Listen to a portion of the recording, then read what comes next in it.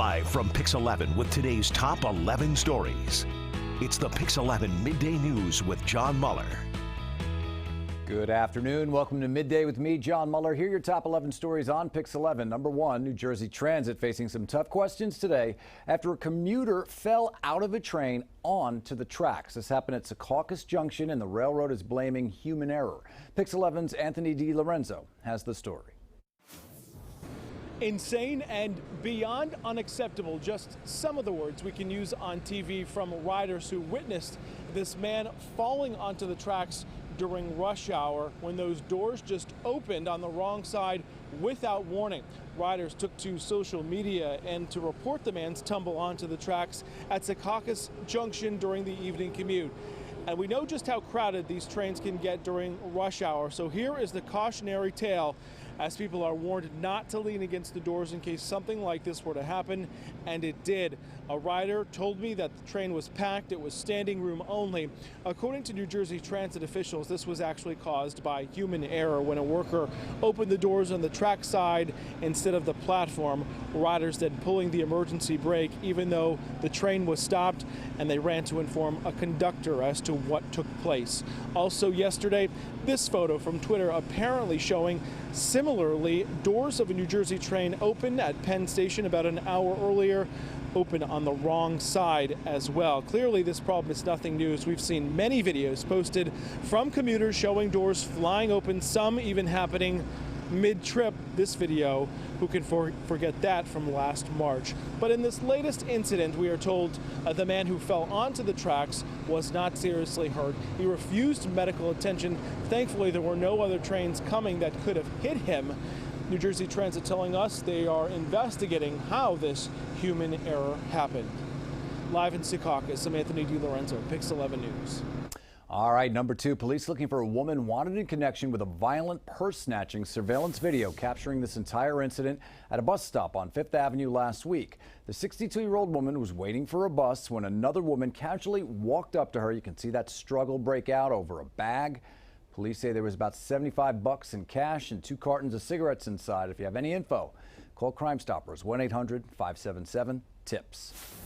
Number three, more lawsuits against the Boy Scouts of America. 9 more survivors suing for sexual abuse by Scout leaders. One survivor making a nuisance claim. The suit alleges that Boy Scouts by making a nuisance by not releasing those names of people that are on their perversion files list. Now, attorneys want the names released, saying children do remain at risk. All right, last week we told you about a new regulation making it harder for low-income immigrants to come to the country legally. Today, New York State, New York City, Connecticut, and Vermont are all suing to challenge that rule. It requires immigrants who apply for a green card to prove that they can support themselves financially and not be dependent on government assistance. New York Attorney General Letitia James says it is a clear violation of American values and a century of case law. More than 15 other states are also challenging the rule that is supposed to take effect in November. Number 5, a rally outside the Lower Manhattan offices of Juul today. Parents and kids calling on the company to stop trying to get children hooked on flavored tobacco products. They're also urging the city council to restrict the sale of flavored e-cigarettes and menthol cigarettes. The CDC says e-cigarette use by high schoolers has jumped 78% in 1 year's time. I see them in the stores and I see them in the schools. It's undeniable. There are tens of thousands of children in the city, as young as 11 years old, who have fallen into the grips of this addiction. All right, well, back in July, New York City students told Congress that Juul representatives visited their classrooms and said their products are, quote, totally safe despite having nicotine. All right, number 6, the boozy brunch venue that caused a big ruckus in Brooklyn could soon lose its liquor license. A state hearing today on whether to revoke the license of Woodland Restaurant at Park Slope. The popular eatery has been under fire from some neighbors and local officials who say the rowdy patrons and loud music are just too much. Supporters of Woodland, though, they say they're being targeted because it's a brunch spot that attracts mostly young and black crowds. City Bike offering free rides to New Yorkers in need. Eligible riders can now snag a free gift certificate worth worth of rides there. The NYCHA residents and anyone receiving SNAP benefits can qualify. The promotion comes as City Bike celebrates the first anniversary of its reduced fare share program. You can pick up a certificate at one of 55 public libraries in the City Bike service area. Number 8, the British are coming for the first time in more than a decade. The Royal Air Force Red Arrows. They will be performing here in the U.S. You're going to be able to spot them around 9:30 Thursday morning over the Hudson River in Manhattan. They'll be joined by the U.S. Navy's Blue Angels, the Air Force Thunderbirds, and the F-35 Joint Strike Fighters. The jets will travel down the river to Liberty Island. You'll also be able to see them this weekend at the New York International Airport at Stewart Airport. All right, a bitter battle on Twitter. It's all over fried chicken. What started it? Well, apparently Popeyes debuted a new chicken sandwich. That's when Chick-fil-A chimed in with this tweet. Bun plus chicken plus pickles equals all the love for the original. Popeyes then fired back, y'all good?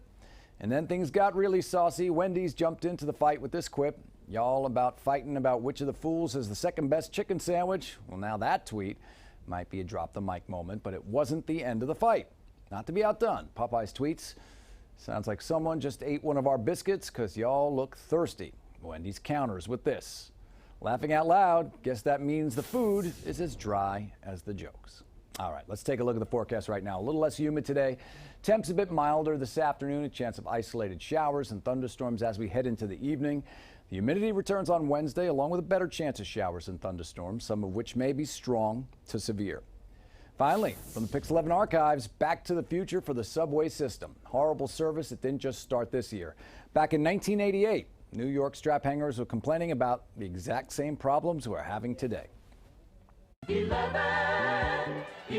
alive. We found that overall, it's a bad idea to get on the subways if you want to get someplace on time.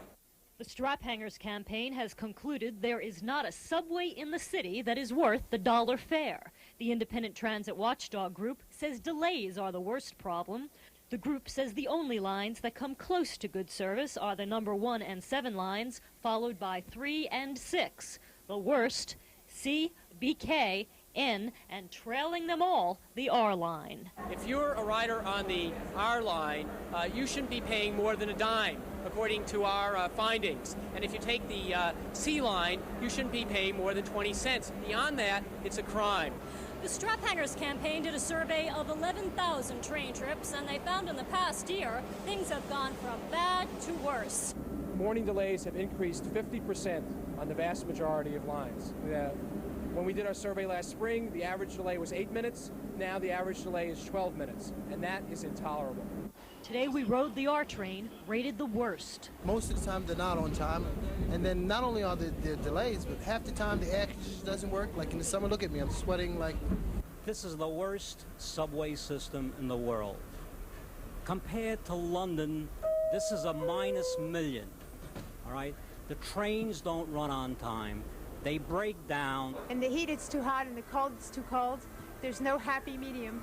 But several strap hangers told us conditions are now a lot better than they used to be before new trains were put into service. I think they're really improving the condition of the train. More air-conditioned trains out in the street is better than last year, all the way. The more that things change, the more they stay the same. But I'd like to have that $1 fare back. For more on all these stories, tune into the Pix 11 News at 5 and 6. I'm John Muller. Thanks for watching. This has been the Pix 11 Midday News with John Muller.